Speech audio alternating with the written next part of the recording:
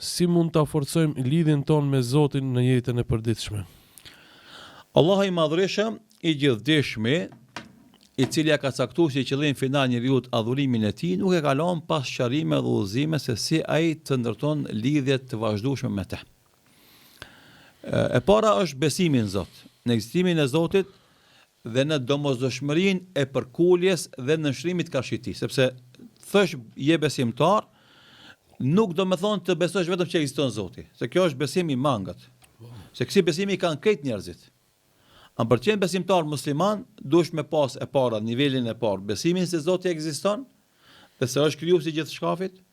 E dyta, dush besosh se Zoti është absolut në emrat dhe vetit e tia, dhe cilësitë e tia. Dhe e treta, niveli, do thot, i tretë është besosh se ti e ke për detyrë dhe obligim ti nënshtrohesh urdhnave të tij, ti përkulesh madhnisë së tij dhe vetëm atë të adhurosh dhe vetëm atij ti lutesh. E tani duke pas parasysh se besimi është në këto nivele, atëherë kalojmë tek një pjesë e detyrave praktike konkrete ditore që i ki. E para mbulot me maksimën islame, shahadetin.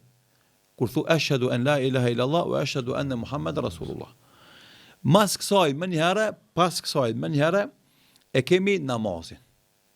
Që secili njeri që do me pas raport të veçantë dhe të vazhdueshëm me Zotin, duhet të jetë i rregullt në faljen e 5 kohëve të namazit. Edhe kjo është interesant, nëse analizojmë na, janë të shpërndara 5 kohët namazit brenda ditës dhe natës.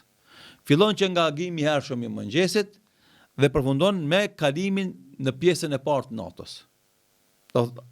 Namazin e parafundit kemi akshamin që është me perëndimin e diellit, edhe namazin e fundit kemi yatsin e cila fillon me arsimin e qiellit, me fillimin e natës. Edhe 5 kohë namazit i ki të shpërndara brenda ditës dhe natës, që çdo herë që ti habitesh edhe mashtrohesh me jetën e kësaj bote, vjen namazi me ta kujtu Allahu Akbar. Edhe ezani, i cili ta kujton namazin fillon me këtë fjali, Allahu është më i madhi. Allah është më i madhi se këtë punë që ti boti. Allah është më i madhi se këtë qëllime që i kiti në jetë. Allah është më i madhi se këtë pushtetin që i kiti. Ande mos lejo me të mashtru as pushteti, as pasuria, as fama, as lavdet e njerëzve, as fuqia që i ki fizike, familja kështu me radhë, nga adhurimi i Allahut, se ai është më i madhi. Kjo është mënyra më e mirë edhe më e saktë e cila të mban vazhdimisht komunikim me Allahun. Kujdesi për faljen e 5 kohëve të namazit.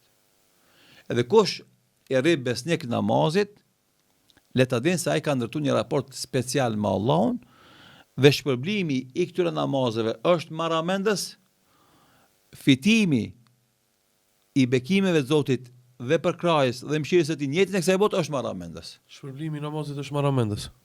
Për në ahiret është unë më flas për dunjë. Si të mbron Allahu, si të leton punët, si ta bekon mundin, si të ka plot me mëshirën e Tij në këtë botë, në punët e tuaja, është marramendës. Apo diçka do më të pyetosh. Pejgamberi sallallahu alaihi wasallam. Hadith sa i kuptohet, thot kush e fal një namaz xhenaze ka shpërblim sa di kodrat e Uhudit, mi dhon sadaka si ke. Shiva, ajo është namazi i xhenazës, është obligim kolektiv. Domethënë se 10 veta, 50 veta e falin xhenazën, dikujt lahen tjetër për obligimit. Ama shpërblimi është shumë i madh, po. A çka diku do më dal? Ishtash nëse e falin një namaz fars, a është më shpërblimi më i madh? Më i madh, është i pakrahasueshëm. Domethënë falja, për atë çfarë dësham të thonë, se namazi i xhenazës është namaz kolektiv. Domethënë se 10 veta, 50 veta, 100 veta e falin diku xhenazën, tjetër bën obligimin për tjerëve. Namazi i farz është obligim individual, ku secili ka obligim me fal për vete. Shpërblimi i namazit farz është më i madhi për këtë namazet që i falti. Tash, nëse do të më bëj krahasimin me fal namazin e xhenazës, e ke shpërblimin sa një kodër të Uhudit ari me dhon sadaka. Tonelata sadaka me dhon. 45 miliard ton. Sipas gjeologëve, do thotë vlerësohet pesha e kodrës së Uhudit. E drekës, e qenis, e akshamit, jashtë sabajt, është shumë më e madhe se kjo. Më e madhe se më i dhon 45 miliard ton altan sadaka. Ka diçka tjetër. Thot pejgamberi sallallahu alajhi wasallam, mi fal 2 rekat sunet sabahut. Është më e mirë se këtë botën dhe çka kanë 8 kesh. Jo kodën e Uhudit. Apo këtë botë, edhe çka kanë tek, këtë arin që e ka, këtë diamantat që e ka, këtë paret që e ka, këtë pasurinë që e ka bota, 2 rekat e sunet sabat janë më të mira se ajo. Për farzin s'folet. Para mendosh se është farzi. Pse Allah kur shpërblen mirë. Jo, për 2 sene. E para, për shkak se ti e kuptove qëllimin e krijimit tan. Allahu Akbar. Ti e kuptove, domethënë se pa Zotin një kërkushi. E kur të arish me kuptu këtë fakt, dhe ti e detyron egon tone, ti për ullet madhisë së ti, atëherë Allah pagon pa kufi. E kjo është ajo që domon kërkohet për njerëz të njerëzit. Mos të falmi mekanikisht, po të falmi me se i na të fitu shumë se vapa. Jo, të falmi e para të falmi nga dashnia për Zotin. E dyta të falmi për shkak nevojës marramendse që kemi për ndihmën e tij. E pastaj të jemi të bindur se sa më mirë që bëjmë namazin, shpërblimet neve na shtohen edhe më tepër edhe në këtë botë e në ahiret. Elhamdulillah.